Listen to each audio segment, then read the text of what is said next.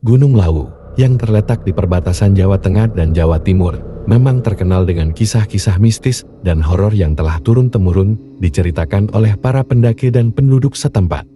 Salah satu cerita horor yang terkenal adalah tentang pasar setan dan makhluk misterius yang sering muncul di jalur pendakian.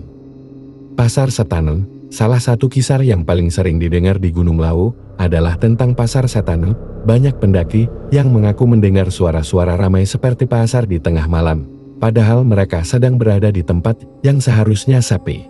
Suara-suara itu seringkali diikuti dengan suara orang berjualan, tawa, dan percakapan, seolah-olah ada kehidupan pasar di tengah hutan. Para pendaki yang mendengar suara ini sering diberi peringatan untuk tidak menoleh atau merespons, karena bisa menyebabkan mereka tersesat dan kehilangan arah. Selain itu ada juga hantu misterius. Gunung Lawu juga dikenal sebagai tempat tinggal berbagai sosok makhluk halus. Salah satunya adalah Eyang Lawu. Sosok ini dipercaya sebagai roh penunggu Gunung Lawu yang memiliki kekuatan gaib.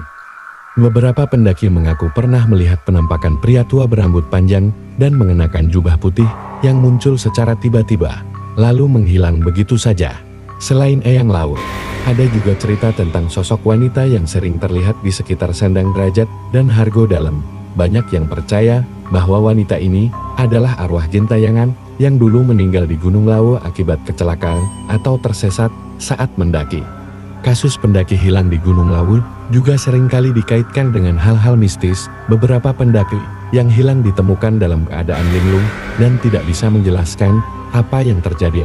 Ada pula yang tiba-tiba merasa pusing atau bahkan melihat jalan yang berbeda dari yang seharusnya. Cerita ini sering membuat pendaki lain lebih waspada dan menjaga sikap serta ucapannya saat berada di gunung tersebut.